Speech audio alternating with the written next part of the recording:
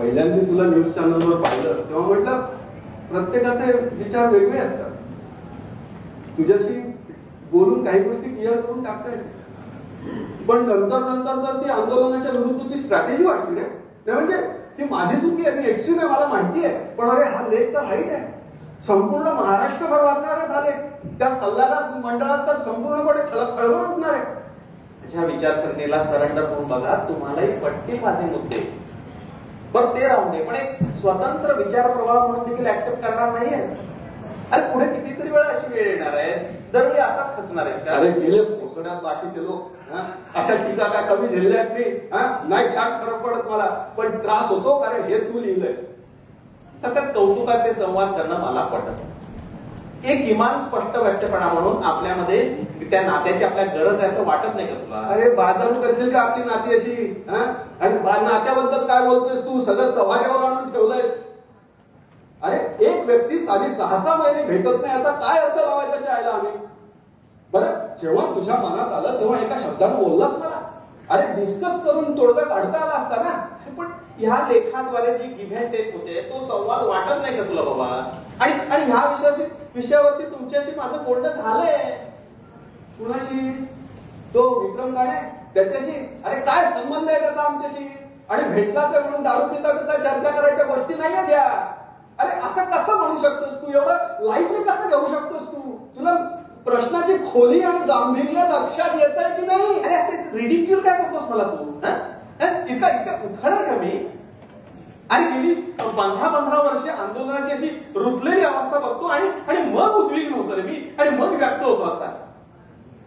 पण तुझ्याशी आधी बोलायचं माझ्या लक्षात नाही आलं, पण म्हणून संवादच नाही असं होत नाही ना. काय झालं तरी बोलतोच ना आपण. पण एक साधी गोष्ट सांग, मी जर का इतका बेजबाबदार असतो आंदोलनाच्या विषयी तर बाईकच्या विरुद्ध एवढी प्रखर भूमिका कशाला घेतली असती? अरे माणूस लोकांच्यावर चिडतं का? तर ती त्यांच्यावर प्रेम करतं म्हणूनच ना. कुठलीही चळवळ एल जात नसते, सामाजिक आणि राजकीय हस्तक्षेपाची दिशा देतच ते जात असते, पुढे जात असते. हे आपल्याला गृहीत धरलेलं नाहीये का?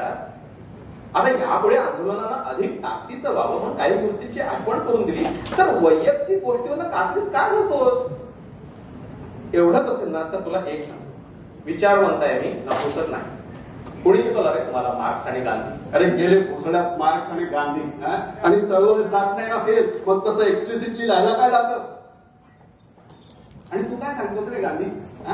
दिवसभर कॉलेजमध्ये फेऱ्या हुकून रात्रभर रात्री बायकोला रेमटवणार असं तू काय सांगतो? Crossing your limits.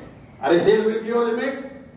मी काय फार मोठा कार्यकर्ता नाहीये, पण नर्मदेवर 6 वर्ष केवळ दुःख बघितले रे मी. अरे तुझ्या डोळ्यांवर पट्टी बांधून कुणी तुला विहिरीत ढकलून दिलं तर कसं वाटेल?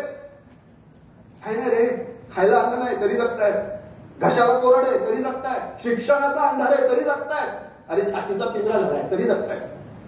तुला माहितीये का काही आदिवासींनी त्यांचे 3 कमान तयार ठेवले सरकारशी लढायला. अरे त्यांना काय माहितीये कुठल्या राक्षसाच्या पोटी जन्माला आलेत ते.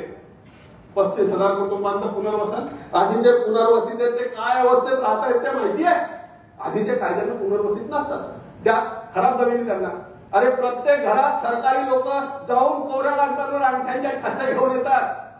अशी दुःख एका पाठोपाठ एक लागली ना तर रॅशनॅलिटी कशी राहायची?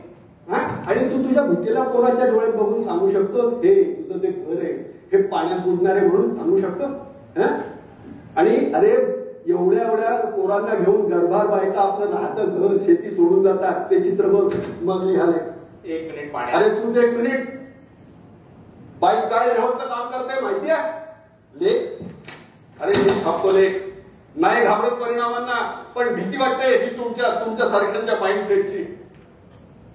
पाण्याची उंची इंच वाढताना पाण्यात उभं राहायला गट लागतात आणि त्याला तुम्ही पब्लिसिटी स्टंट म्हणता. अरे कितीतरी आयुष्य काढले गेले त्यात, हे सगळं तुला इग्नोर करा असं वाटतं?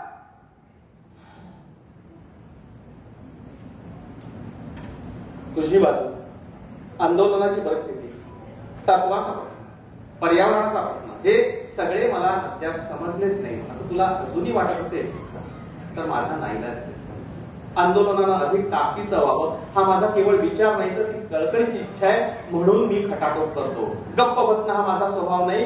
मी प्रश्न विचारणार, आणि लोकांच्या विचारांना तत्वांच्या विचारांचं महत्व केव्हाही आपण जास्त ठरलंय हे लक्षात ठेवा.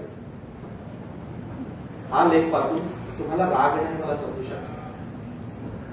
तुम्ही मला पर्क करून टाकले. मला जे वाटतं ते प्रामाणिकपणे सांगायचा मी प्रयत्न केला. यामध्ये तुला वाटतं ते तू कर.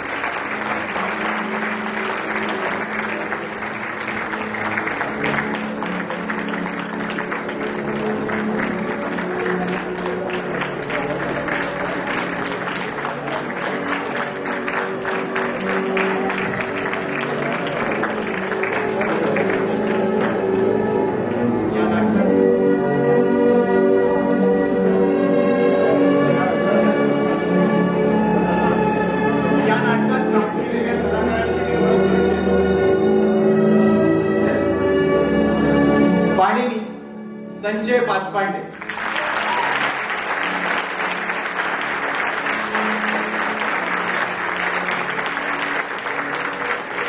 आणि मुकुल मनोज वाडेकर.